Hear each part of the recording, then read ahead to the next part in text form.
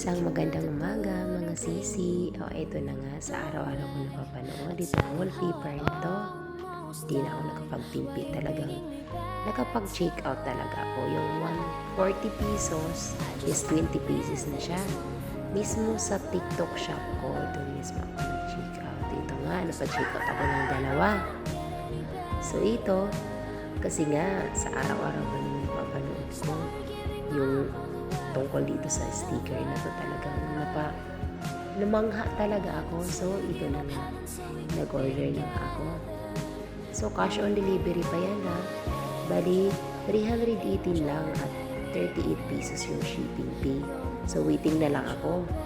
Alam mo na pag sa TikTok mabilis lang yan dumating. So matatry na natin. Excited na ako matry kung talaga bang legit nga ba siya. Maraming salamat sa mga gustong mag-order. Punta lang po sa